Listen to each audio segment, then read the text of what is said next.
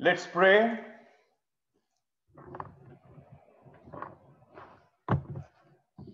Gracious, loving Heavenly Father, King of kings, God of gods, Lord of lords,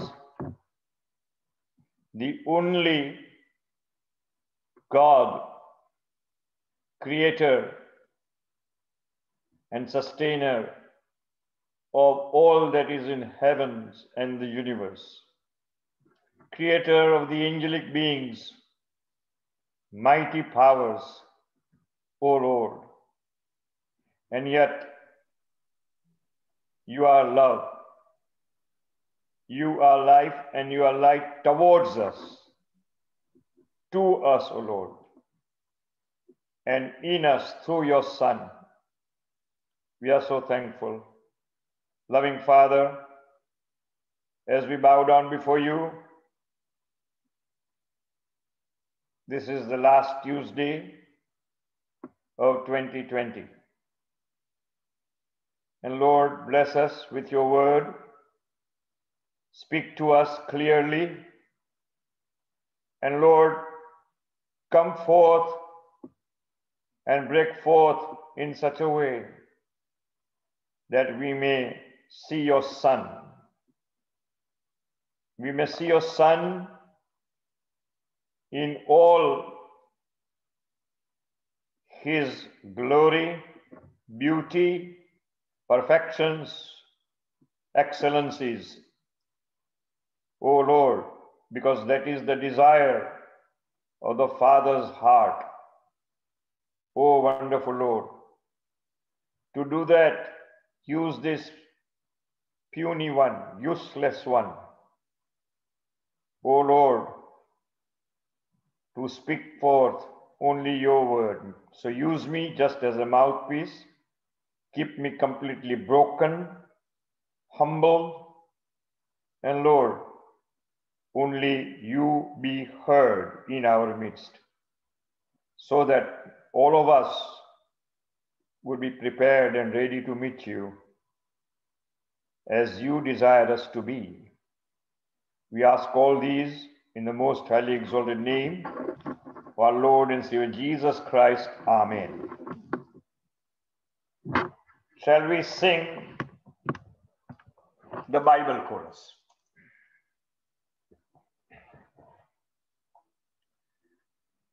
The best book to read is the Bible. The best book to read is the Bible. If you read it and obey, it will help you all the way. Oh, the best book to read is the Bible. Praise the Lord, brothers and sisters. Good evening to you. May our Lord speak to us tonight.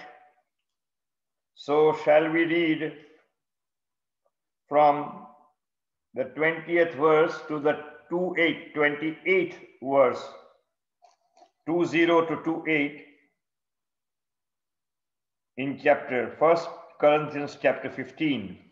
1 Corinthians chapter 15 verses 20 to 28.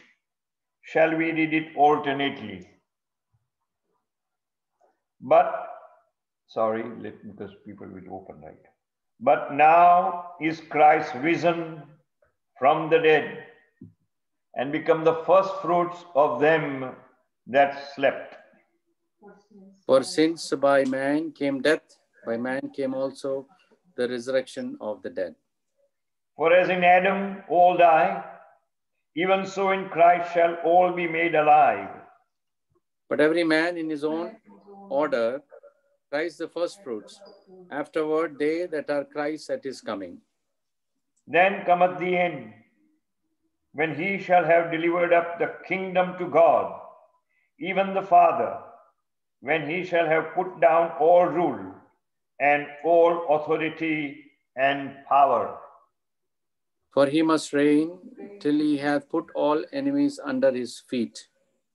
The last enemy that shall be destroyed is death. For he hath put all things under his feet. But when he saith, all things are put under him, it is manifest that he is accepted, which did put all things under him. And when all things shall be subdued unto him, then shall the Son also himself be subject unto him, that put all things under him, that God may be all in all. May the Lord bless the reading of his word, add blessing to it, and may his living word do his God's work according to Hebrews 4:12. Amen. Dearly beloved, it is our privilege to meet together at this time. This is the time that the Lord has separated for us. He has given us that we should be at his feet. He has given us this time to gather around his Son. Dearly beloved, this is the last Tuesday of 2020. This is the last Tuesday of the decade. The decade will end. That started with 2011. Dearly beloved, the decade will end soon. Friday, a new decade will begin. And we do not know what holds for us the future. But we do know, as we have been knowing and telling and praying and praising the Lord, that he holds the future. So, without any delay, let us go into the word. And we know it very well that this chapter is very important. This chapter is unique in the whole of Paul's letter, the 1 Corinthians.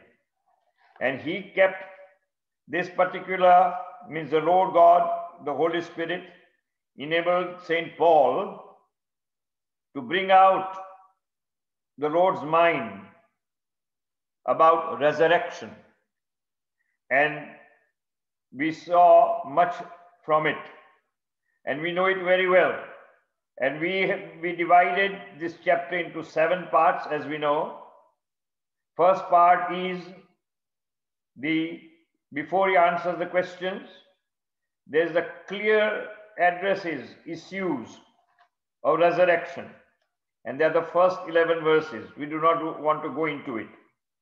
But he speaks about the historical fact of the gospel coming into Corinthian city and also working a deep work of establishing God's own flock in that city on the fact of the gospel of Jesus Christ, the risen one. And that is what he emphasizes in the first part. Then in verses 12 to 19, he creates an imaginary scene that if Christ did not rise, what would have happened? And we saw very wonderfully that if this was a false thing of resurrection, then we would be falsifying God, making him a liar, and we would be most miserable of all people in the world, etc., etc., etc. So we don't go into it, dearly beloved. And now we have come to the third part, which is from 20 to 34, the reality of the resurrection of Christ, dearly beloved. And we know that even this 20 to 34, there are 3 parts, 20 to 23, 24 to 28, and 29 to 34.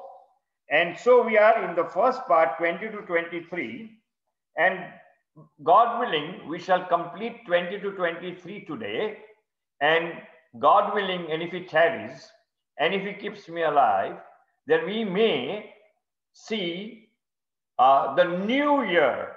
In the new year, something that is really going to be ultimately completely new, which will never grow old, which will never become old. And that will be from verses 24 to 28. So we may not touch it today, but it is the Lord's will, as we could see. So in this particular passage, as we saw, that if I told last time, if you remember, if the Gospel of John were in the hands of St. Paul, then he would have asked the Corinthian believers to open up the 11th chapter and study that chapter of what the Lord himself declares himself to be, who he is, dearly beloved. And so we emphasize the fact that the Lord's statement in John's Gospel, chapter 11, verse 25, in which he said, last time we studied it, we saw it, that Jesus said unto her, I am the resurrection and the life. He that believeth in me, though he were dead, yet shall he live. So, dearly beloved, as we read in verse 20th of the 15th chapter, the first chapter, verse 20th, the 15th chapter, we read that the Lord Jesus is the first fruit from the dead. The Lord Jesus is the first fruit from the dead. But now is Christ risen from the dead and the first fruit of them that slept. Dearly beloved, please mark that in the old scriptures, in the Greek manuscripts mean the original, which were written by hand, this become is not there. So he didn't become. He is the first fruit from the dead. So St. Paul replies and answers to their question or their query. In the 12th verse, he said that some of the Corinthian believers did not believe, or they had doubt whether there was a resurrection of the dead. Some of them didn't believe that if Christ be preached that he rose from the dead, now he says some among you that there is no resurrection of the dead. So the whole issue was not only Christ rising up from the dead, but the whole issue of resurrection. Some of them did not consider this to be a very, very important doctrine. Not only that, the fact, the reality. And therefore, St. Paul devotes 58 verses to this particular issue, the question of resurrection.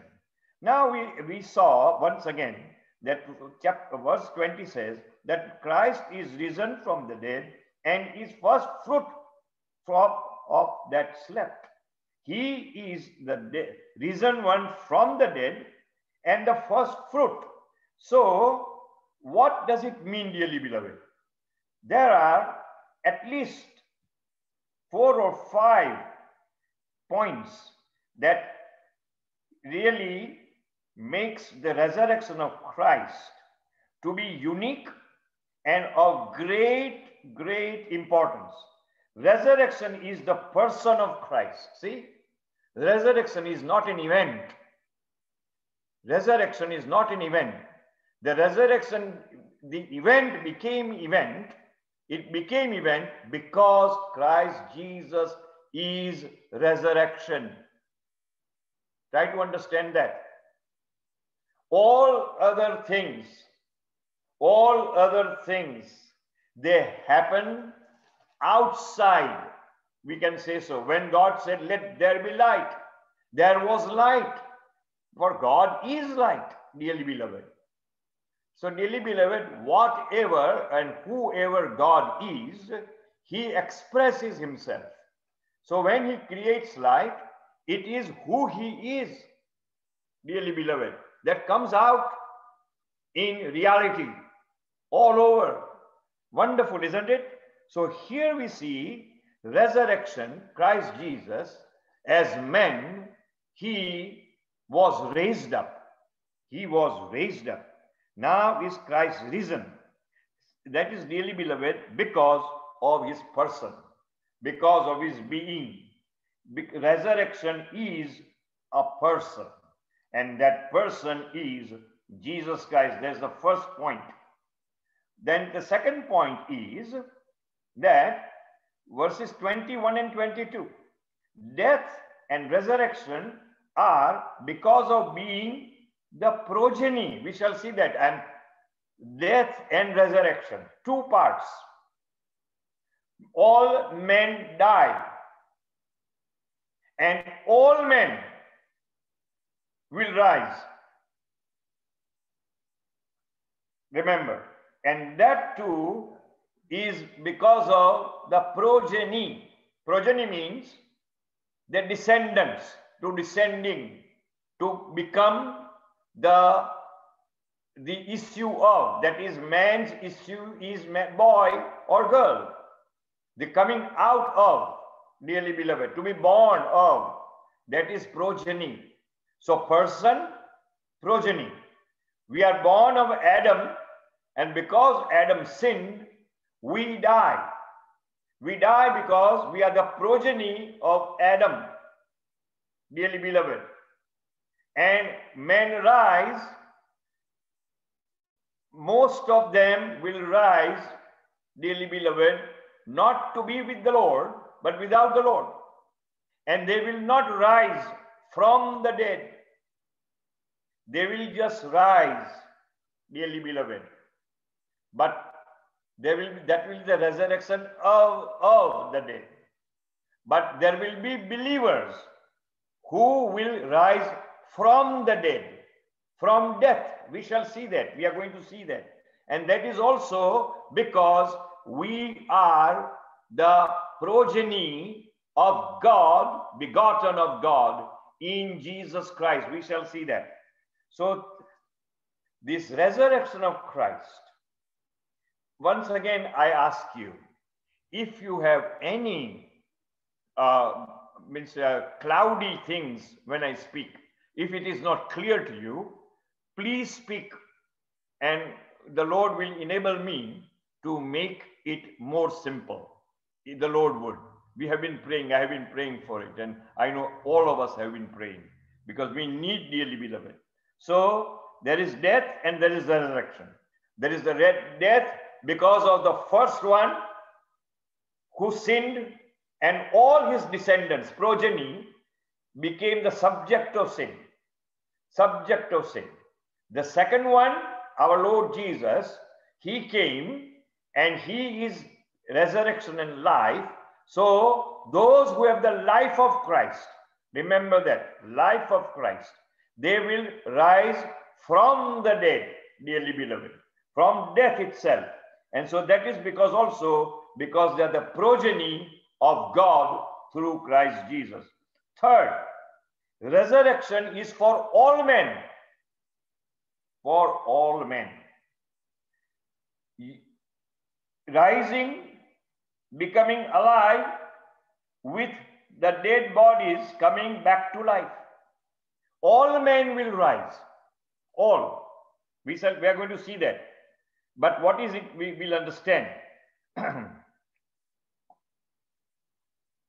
Fourthly, Jesus Christ is the first fruit, and so his resurrection will divide mankind. There shall be a partition. There shall be a division. Some will rise to the life that God has given them in Christ Jesus for eternal blessings. And some will rise for eternal condemnation, dearly beloved. So this also, the resurrection, Jesus Christ being the first fruit, he decides. His resurrection decides. So remember this. So it is the union of nature. It is the union of nature of humanity, representative. And so remember this. It is a union of nature. What is it, union of nature? We are united by nature to Adam. and therefore we all die. Those who are begotten of God are united with Christ in his life. Christ, Jesus, is united with mankind because of his incarnation. He is our representative, and therefore he could die. His body could die. If he did not have human nature, he could not have died. He could never have died. But because he took up for himself the likeness of the human flesh, Romans 8:3, therefore he could die and offer himself. Dearly beloved, for what the law could not do, in that it was weak through the flesh, God sending his own Son in the likeness of sinful flesh, and for sin, condemned sin in the body, in the flesh of Jesus Christ. Dearly beloved, so this resurrection of Jesus Christ is not just an event, it is the great power of God, it is the great plan of God, it is the great pleasure of God to bring his creatures into himself and to bring in everyone, dearly beloved. There is so much.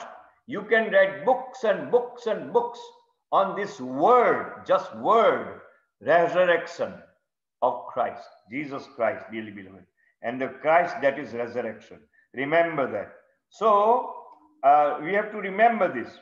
So we shall see all these as we study this. So verse 21, for since by man came death, by man came also the resurrection of the dead. Now let us understand this.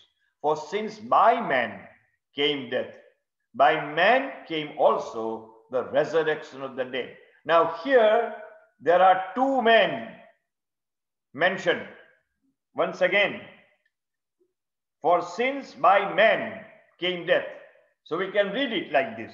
For since by Adam, the first created man, came death, by man, that is by Jesus Christ, came also the resurrection of the dead. And we understood that in the beginning. Once again, this is talking about the progeny, whose begotten men or issue child you are. That is what will decide the resurrection from the dead or resurrection of the dead. All men will rise. Dearly beloved, remember, all men. So those who will rise from resurrection of the dead, they will rise in their bodies, but they will not rise from dead. Dearly beloved, remember this. Those who will rise after the rapture, dearly beloved, in the second resurrection, which is very clear in the book of Revelation. We are not going there today because Paul doesn't mention it here. He mentions it only in one word. He mentions it only in one word. And that word is when the end. He mentions chapter 15 and verse 24 and the first part. Then cometh the end. Then cometh the end. And that's where it stops. But then he jumps into the new heaven and new earth. We don't have time to go into it, but I'm just hinting at. After, when the end cometh, after that, dearly beloved, then cometh the end, dearly beloved. After that, he jumps into the new heaven and the new earth. We are not going there today. But today, we want to go until that moment. Until that moment. So the Lord would enable us. So keep praying in your heart that this would become more clear to us. So once again, verse 21, two men are mentioned, and both the men are representative of all mankind. First is Adam. For sins by man came death, verse 21, first part. Then comes by men came also the resurrection of the dead. See, very clearly he writes, resurrection of the dead. He is not mentioning resurrection from the dead. Because see, verse 20. Let us read verse 20 again very carefully. But now is Christ risen from the dead. See? But now Christ is risen from the dead. Verse 20 says, the resurrection of the dead. By man came also the resurrection of the dead. Dearly beloved, very important. The first fruits are of the same nature as the rest of the harvest. So Christ, the bringer of life, is of the same nature as the race of men to whom he brings it. Just as Adam, the bringer of death, was of the same nature as the men on whom he brought it. Adam brought death, and because all his children, descendants, all his progeny share completely, wholly, absolutely the nature of Adam, because we are the genetically made people of Adam's body, soul, and spirit, dearly beloved, we are dead. And therefore, Ephesians chapter 1 and 1 very clearly says that you were dead in your trespasses and your sin. See, dearly beloved, you were dead. In God's eyes, in God's sight, the whole mankind after the fall of Adam is dead. Dead. Genesis chapter 2 verse 17. Genesis chapter 2 verse 17 very clearly says, but of the tree of the knowledge of good and evil thou shalt not eat of it, for in the day that thou eatest thereof thou shalt surely die. See, thou shalt surely die. This was the verdict, judgment given. If you eat, if you disobey, if you eat this fruit, very clearly it was said, you shall surely die. Dearly beloved, how wonderful it is, how clear it is, and it proves every day. And Corona proves it much more in many people very fast in masses, dearly beloved. So it's all because of sin. So first of all, by man came death. It is the death, dearly beloved, remember that Adam was the bringer of death, because we are of the same nature of that. Therefore, we are dying and we are subject to death, and death rules over us. So that is it, dearly beloved. But the first fruits of the same nature as the rest of the harvest. So Christ, the bringer of life. Christ brings life. He is our representative. Now, remember that very clearly. We are not going there right now, but further on, it says very clearly, the second man and last Adam. See, the second man and last Adam. I'm not going there at the moment, but it's in the same chapter. Second man. Jesus Christ is the second man. Second man. And he is the last Adam. Last Adam means what? All the death of Adam, all the disobedience of Adam, all the consequences of the disobedience of Adam, they are embodied in Christ Jesus and taken away. Taken away. Therefore, Christ is the last Adam. Last Adam. No more Adamic person now in the God's sight as far as this resurrection is concerned. But Christ is the second man.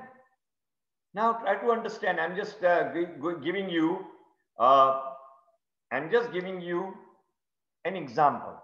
Suppose there is a ceramic factory in which they make ceramic plates, like you can say the what is it?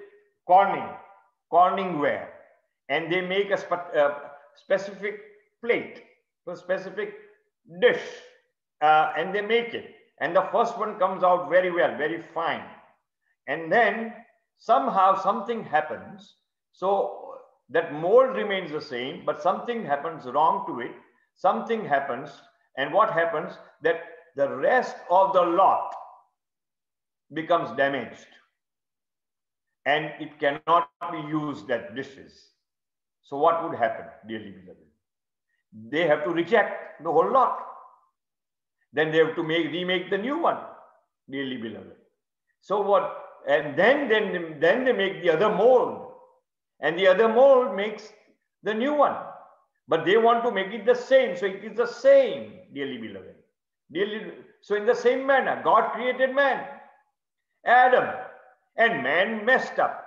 So all the stock, all the lot, until the new one is made after Adam, but not with the defects of Adam, dearly beloved.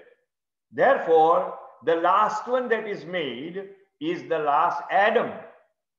But he removes the defect. He takes away the defect. And the new lot is now made. So dearly beloved, remember, second man. Christ Jesus is the second man. We are not even considered man, dearly beloved. Without Christ, we are not, because before fall, Adam was perfect because God had made him. And he was perfect, so he was the first man. But after that, no one came to the standard of God. No one could fulfill the demands of the standard of God. And so no one was perfect, dearly beloved, until Christ came, dearly beloved.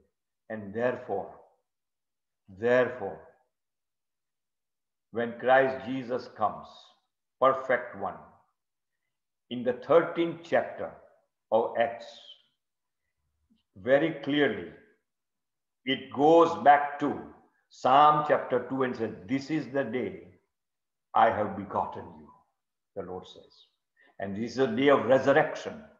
For Christians, the Christmas is not on when the Lord was born as an infant, but the Christmas is when Christ became resurrected, dearly beloved, and he proved himself. Though he came in the likeness of sinful flesh, he remained, he obedient, and then he proved himself and he was begotten. Dear, this is the day. And so we have to understand, these are subtle things, very fine things. Fine means very, very minute, spiritual truth. But very pregnant, very, very, very heavy in its meaning. So please try to understand. This is very, very important. So first man. So by Jesus Christ, all men will rise. Resurrection of the dead. Very clearly it says, see, by Jesus Christ came the resurrection of the dead. By Jesus Christ, when the resurrection of the dead is come, there are certain facts. First fact is this, that Christ Jesus had the same nature, human nature, as the rest of the mankind. Nature, remember, nature. Secondly, all rise, it means Christ died for all. And he paid in full He paid in full and took away the wrath of God, the curse of God, everything that was against men, the written law that was against sinful men, was taken away in Christ Jesus. All those who would come to faith are justified. Justified means what? They stand before God just as if they have never sinned. Justification means all men that are faithful, that are given faith and repentance, stand before God as if they have never sinned. I don't say they had never sinned, they have never sinned. Present perfect tense, very important. Dearly beloved, this is what the resurrection of Christ means. The resurrection of Christ has very large, very infinite results, very far spreading, infinite spreading result. It's a great, wonderful truth. And we have to come to it. It's a reality. It is the person of Christ. Remember, once again, this is the person of Christ that covers all eternity. That in good words we say pervades all eternity. It covers all eternity and takes away, as I said last time, if you remember, God cannot allow, write down, God cannot allow his law to be broken. His law was never broken in Christ because he was given as the Lamb of God. He obeyed God from eternity in everything. So the law was intact in Christ Jesus, intact, unbroken. But because we broke it, dearly beloved, because we broke the law, we transgressed the law, he became our representative to take away. It means he became sin for us. 2 Corinthians 5:21 is very important. Once again, it writes there that, see, read it. For he had made him to be sin for us who knew no sin, see, that we might be made the righteousness of God in him. Jesus Christ, 1 Corinthians chapter 1 verse 30 says, became our righteousness. He is our righteousness because he was the righteousness of God all the time, all eternity. But we were unrighteous, and therefore he became sin. And therefore we are given his righteousness, and what? We are counted the righteousness of God. We shall see that, God willing, in very soon near future. It's so wonderful. So Christ Jesus, his resurrection proves our justification, and also Christ Jesus, because of naturally by nature, he belongs to all mankind. He represents all mankind. So all men will rise. They will rise. There will be the resurrection of the dead. The dead ones will rise because of the representation of Christ, because they share the nature of Christ, because Christ actually shares our nature. Unsaved people will rise. That will be the resurrection of the dead. They are dead in trespasses and sin, and because of their unbelief, faithlessness, they will rise. Dearly beloved, there will be the resurrection of the dead. All those who are not born again, all those who do not share the nature of Christ, the life of Christ, all that share the nature of Christ as a human being, they will rise.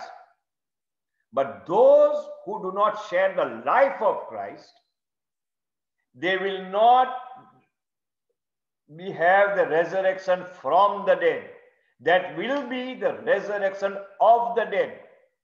Please try to understand of and from. Very important. Language is very important, and we have to understand it word by word. Each word that the Holy Spirit writes, dearly beloved, is very, very important.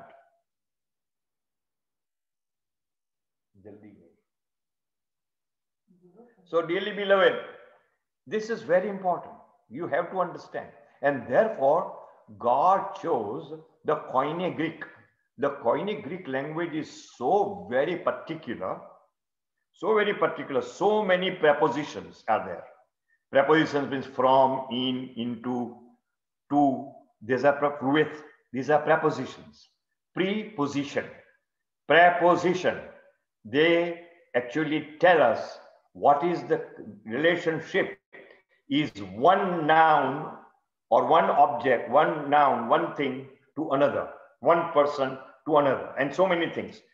I can't now teach you grammar at the moment, but I'm just suggesting, I'm just hinting at. It's very important to understand this.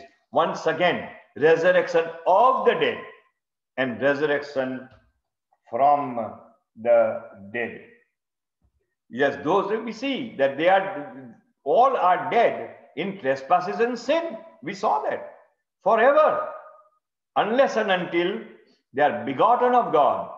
See, we cannot come to the life of Christ. We cannot share. So once again, the resurrection of Christ partitions mankind into two parts, even in resurrection. Those who are resurrected from the dead, and those whose resurrection is of the dead.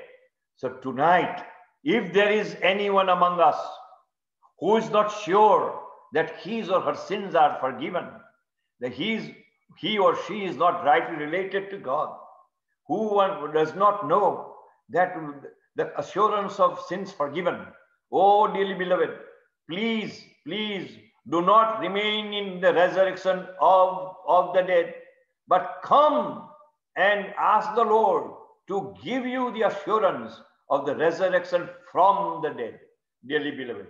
Just as Jesus Christ, the first fruit, verse 20, now is Christ risen from the dead, the same we are given already, dearly beloved. We are given already.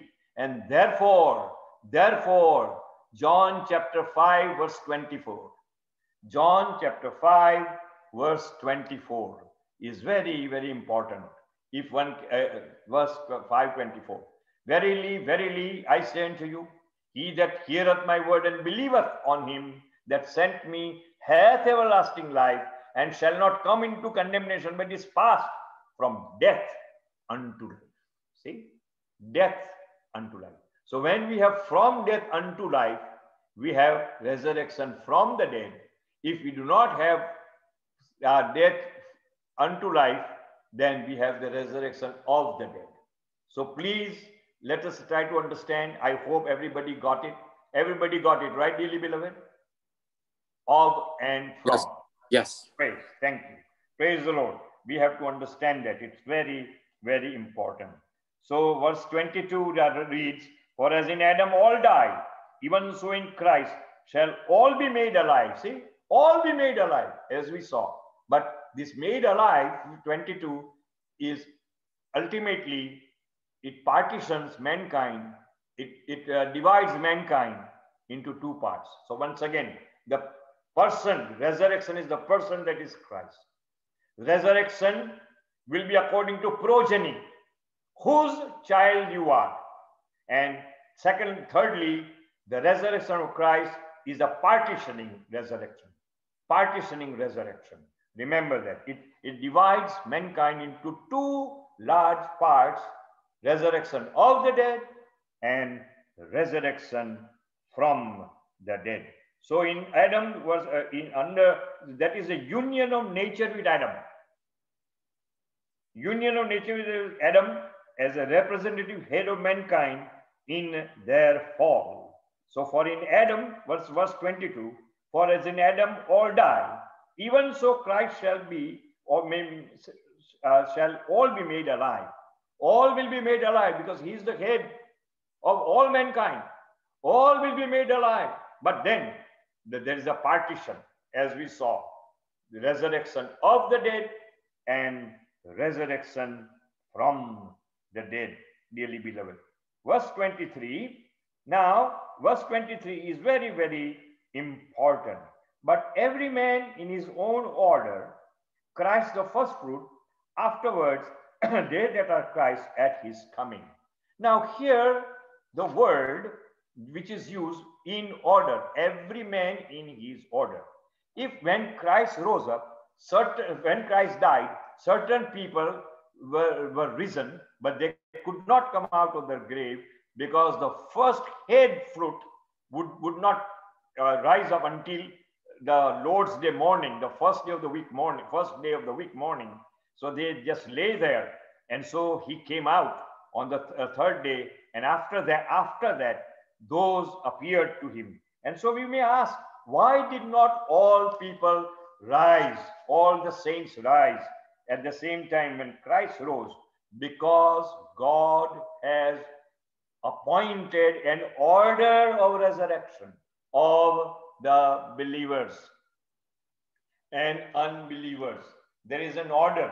And the word that is used is a military term. Military term, it means the regiments, the ranks, the dignity. It will be according to ranks. It will be according to dignity. So who is the most dignified one? The Lord Jesus. Therefore, he is the first fruit. See once again, verse 23. But every man in his own order. Christ the first fruit. Christ the first fruit. Afterward, they that are Christ at his coming. See, at his coming. So that now takes us to, dearly beloved, rapture. At his coming. So every man in his order. Now it means every man in his rank. According to Greek, it means, that is according to his rank. And dearly beloved, this is not something abstract term. This is a concrete word, not abstract term. That is to say, abstract means we talk about, we say that, see, like this, in abstract term, this matter does not hold water. Means this matter is not of substance. This matter is not trustworthy, does not hold water. So that is the abstract use of the word water. It does not mean real water.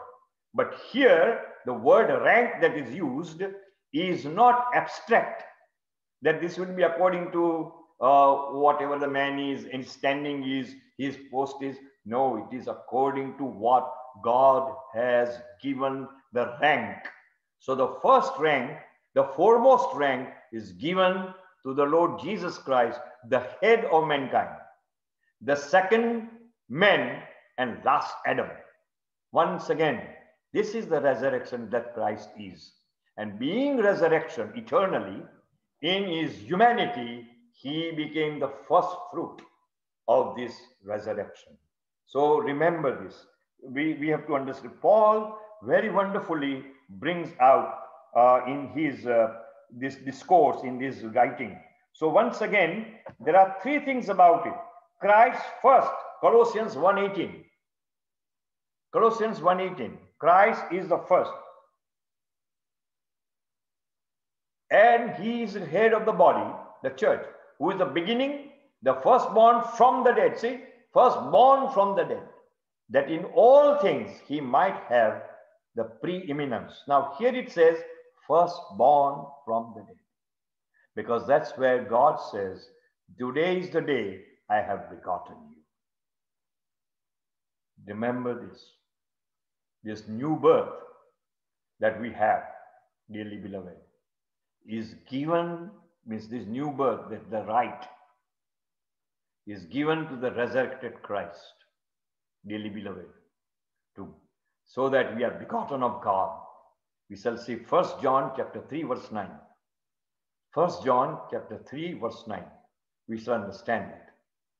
Whosoever is born of God doth not commit sin, for his seed remaineth in him, and he cannot sin, because he is born of God.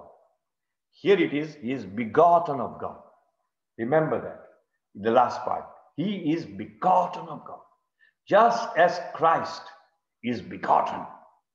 Each one, each believer is begotten of God. And this is the one who has the life of Christ.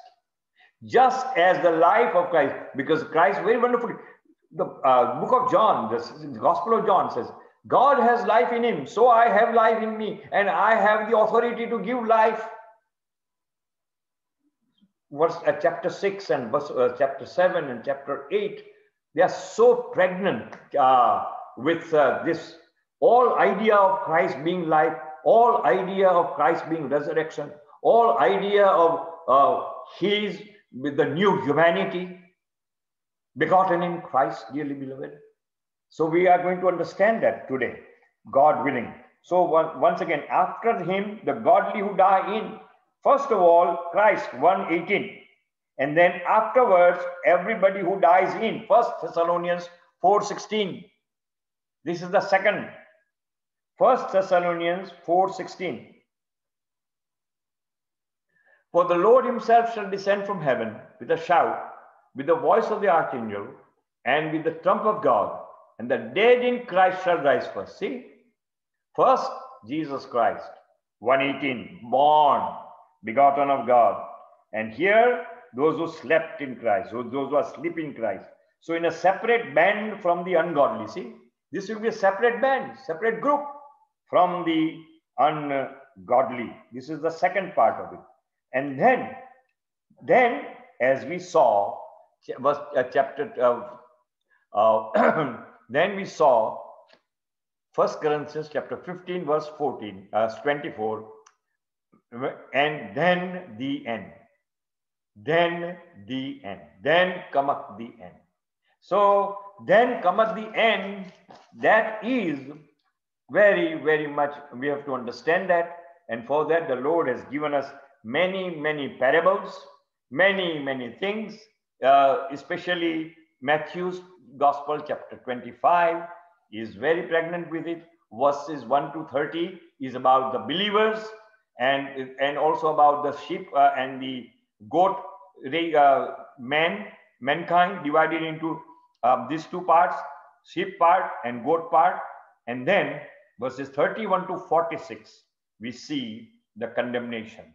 We see all verses 1 to 30. It's about the foolish and the wise virgins. So dividing of the believers according to their works, according to the judgment of it, the bema seat and all that, dearly beloved. We don't want to have the time to go into it. And from 31 to 46, it's about the rest of the mankind divided into the sheep and the goat. So we don't have time to go. So once again, thank God that we could see this. So once again, dearly beloved, is a resurrection, is the rest of the Christians. So there will be verses 25, Matthew chapter 25. The first is about the churches, the Christian ministers, individuals, and they will be judged at his coming, at his coming. And then the nations will be judged, those who are verses Matthew chapter 25, 31 to 46. And so when the Lord will come, his own will see his glory. Revelation chapter 20, verses 4 to 6. Revelation chapter 20, verses 4 to 6. And I saw thrones, and they sat upon them, and judgment was given unto them. And I saw the souls of them that were beheaded for the witness of Jesus and for the word of God, and which had not. Then verse 5, but the rest of the dead lived not again until the 1,000 years were finished. This is the first resurrection. And 6th verse, blessed and holy is he that had part in the first resurrection. On such the second death had no power, but they shall be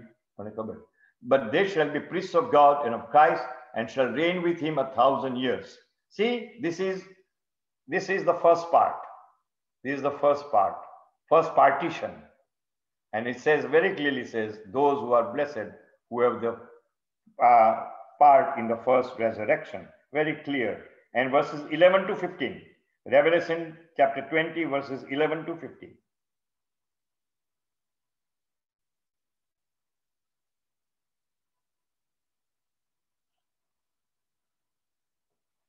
And I saw a great white throne, and him that sat on it, from whose face the earth and the heaven fled away, and there was found no place for them. And I saw the dead, small and great, stand before God, and the books were opened, and another book was opened, which is the book of life, and the dead were judged out of those things which were written in books according to their works. And the sea gave up the dead, and which were in it, and death and hell delivered up the dead which were in them, and they were judged every man according to their works. And death and hell were cast into the lake of fire. This is the second death, dearly beloved. And death and whosoever was not found written in the book of life was cast into the lake of fire. So this is where Paul started and says, and then the end, then cometh the end. This is, we are touching the 24th verse of this 15th chapter, dearly beloved. So here it is, dearly beloved. Once again, let us see and understand the second coming of Christ is not mere a point of time, but it is a period beginning with the resurrection of the just at his appearing. Dearly beloved, remember that. And ending with general judgment. The ground of the universal resurrection is union of all mankind in nature with Christ. Therefore, all general, they will rise up for judgment. Their representative head, who has done away with death by his own death in their stead. The ground of the resurrection believer is not merely this, but their personal union with him as their life. So, dearly beloved, let us now consider for a few moments, if you give me 3-4 minutes, not more, 3-4 minutes. 1 John chapter 3, verse 9. 3-4 minutes, not more. Whosoever is born of God does not commit sin, for his seed remaineth in him, and he cannot sin because he is born of God. Dearly beloved, when we are begotten of God, here it says he is a seed, and the word there is in the Greek language gene, the gene of God. The gene of God comes unto us when we are born again, and therefore we share the life of Christ, and therefore we shall rise, we shall be resurrected from the dead. Amen.